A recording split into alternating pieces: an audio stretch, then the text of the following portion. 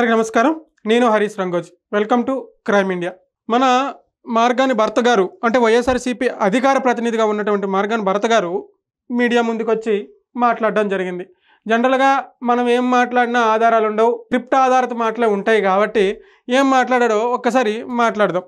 ప్రజల అభిప్రాయం ఏదైతే ఈ భూములు స్కాములు బయటకు తీస్తా ఉన్నారో వైఎస్ఆర్ కాంగ్రెస్ పార్టీ ప్రజల ముందు పెడతా ఉన్నారో ఏదో సంచలనాలు సృష్టించాలని మరి నిన్న భూముల స్కాములు ప్రజల ముందు పెడుతున్నారో సంచలనాలు సృష్టించి అని భర్త గారు మాట్లాడుతున్నారు. సార్ భర్త గారు, అవి వాస్తవాలు కాదంటారా అని ప్రజలు అడుగుతున్నారు. ఎందుకంటే చిలకలూరిపేటలో విడుదల రజనీ గారు చేసినటువంటి స్కాములు, కొడాలి నాని గారు చేసినటువంటి స్కాములు, ఇంకా ఇంకా ఇంకా చాలామంది చేసినటువంటి స్కాములు ఆధారాలు లేవు, ఆధారాలు దొరకలేదు, ఆధారాలు దొరక్కంటనే పెట్టారు అని చెప్పేసి ప్రజలు అడుగుతున్నారా? అంటే మీ అభిప్రాయం ఏంటి? అవి లేకుండానే పెట్టారు అని మీ అభిప్రాయం పడుతున్నారా? సింపుల్ ఒకటే, మనము రెడ్ హ్యాండెడ్గా దొరికిపోయాం. దొరికిపోయిన తర్వాత తప్పు జరిగింది, మళ్ళీ తప్పును పునరావృతం చేయకుండా కాపాడుకోవాల్సింది పార్టీని. ఆ తీరుగా జగన్మోహన్ రెడ్డి గారు వెళ్తే మళ్ళీ పార్టీ ప్రజలు నమ్ముతారేమో, ఛాన్స్ ఉందేమో.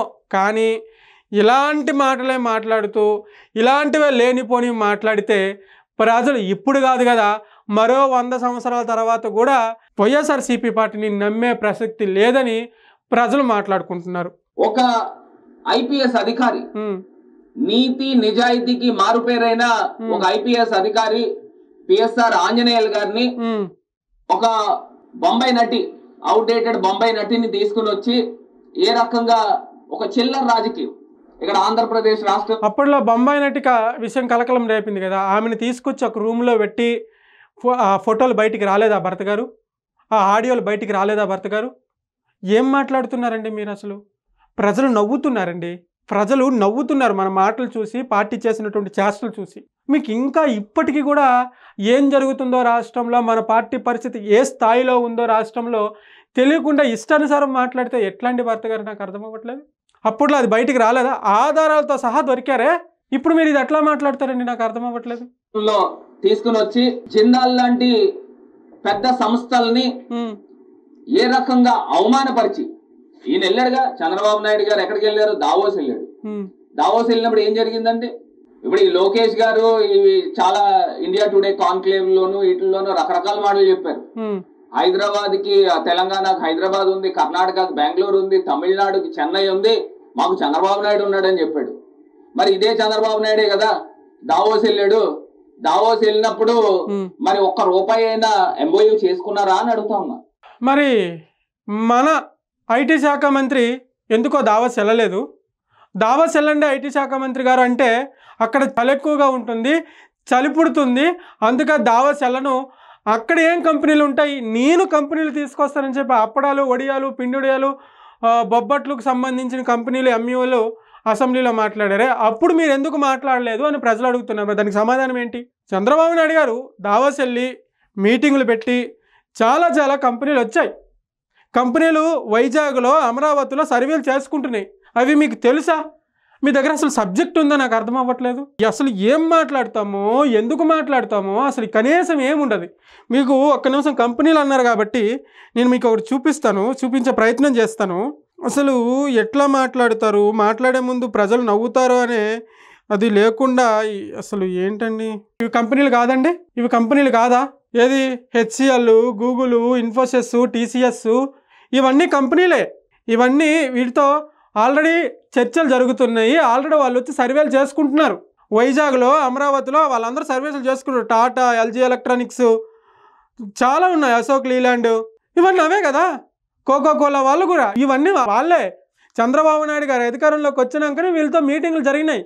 వీళ్ళతో మీటింగ్లు జరిగినాకనే అమరావతిలో, వైజాగ్లో ఇంకా అక్కడక్కడ ప్రాంతాల్లో సర్వేలు చేస్తున్నారు వీళ్ళు వచ్చి. అంటే వాళ్ళకి ఎక్కడ ఏ ప్రాంతంలో అనుగుణంగా ఉంటుందో వాళ్ళ కంపెనీ పెట్టుకోవడానికి అని చెప్పేసి వాళ్ళ టీం తిరుగుతుంది ఆంధ్రాలో. ఆ కంపెనీల టీములు మీకు ఏం తెలుసండి అని ప్రజలు అడుగుతున్నారు. సమాధానం చెప్పాలి కదా.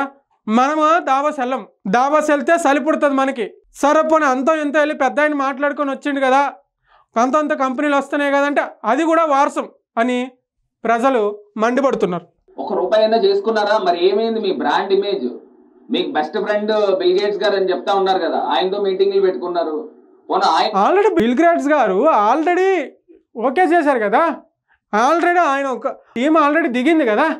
ఏం మాట్లాడుతారు భరత్ గారు మీరు అసలు? ఏదో అధికార ప్రతినిధి ఇచ్చారు కదా, ఏదో మైకులు ఉన్నాయి కదా, ఎవడో స్క్రిప్ట్ రాసి ఇచ్చారు కదా అని ఇష్టానుసారం మాట్లాడితే మన పరువే పోతుంది భరత్ గారు అని ప్రజలు మాట్లాడుకుంటున్నారు. గారు వచ్చారు కదా, ఒక 10,000 కోట్లు ఎంతో మీరు ఎంఓయూ చేసుకోవాలి కదా, మీకు ఏమైపోయింది అని అడుగుతా ఉన్నా. మీకున్న అనుభవం ఈయన మాట్లాడేవన్నీ, ఇది పూర్తి వీడియో చూడాలన్నా కూడా నాకు చిరాకేసేస్తుంది. ఈయన మాట్లాడినవన్నీ అక్కడ ఆల్రెడీ జరిగిపోయినాయి, అక్కడ ఆల్రెడీ జరుగుతున్నాయి, క్లియర్గా కనబడుతున్నాయి. కంపెనీలో ఆల్రెడీ క్లియర్గా కొన్ని కన్స్ట్రక్షన్ కూడా జరిగిపోతున్నాయి.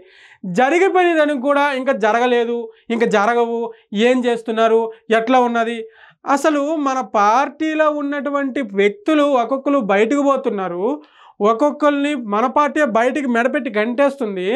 అలాంటి సిచ్యువేషన్లో ఉన్నటువంటి మన పార్టీ, అలాంటి సిచ్యువేషన్ క్రియేట్ చేసినటువంటి మన మంత్రులు, మన ఎమ్మెల్యేలు, ఈ ఉన్నటువంటి మనము ఇష్టానుసారంగా మాట్లాడితే ఎలా భరత్ గారు అని ప్రజలు అడుగుతున్నారు. మరి జగన్మోహన్ రెడ్డి గారు ఫస్ట్ ఆఫ్ ఆల్ వీళ్ళందరికీ మీరు బ్రీఫింగ్ తీసుకోవాలి.